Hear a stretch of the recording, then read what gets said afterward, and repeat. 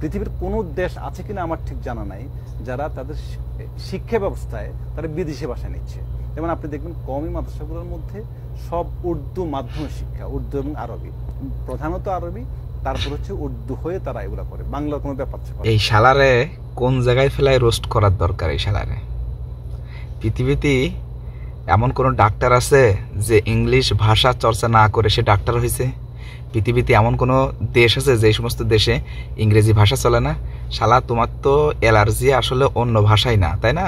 তুমি যে উর্দু ফার্সি এই সমস্ত কথা বলতেছো, আরবির কথা বলতেছো, তোমার ভাষা মূল সমস্যা তোমার হলো আরবি ভাষায়, এটাই তো তোমার মূল সমস্যা। তোমরা ডক্টরি শিখতে গেলে তোমরা কি তোমাদের আদালতে যে রায়গুলো দেয় এগুলো কি বাংলা ভাষায় রায় দেয়? সব তো ইংলিশে রায় দেয়। তুমি ডাক্তারি পড়ো কি বাংলা ভাষায় পড়ো না ইংলিশে পড়ো তুমি?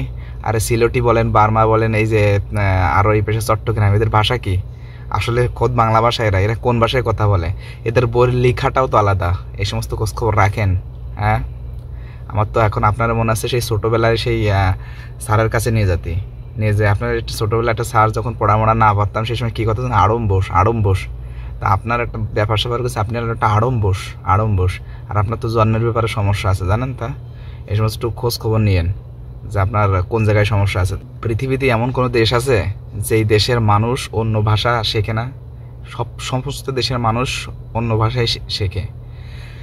আপনার ইন্ডিয়া বলেন, পাকিস্তান বলেন, যে কোনো দেশ বলেন, তারা তাদের মাতৃভাষার পাশাপাশি তারা অন্য ভাষা কিন্তু তারা শেখে। ভাষা শেখা এটা তো কোনো দূষণীয় বিষয় নয়।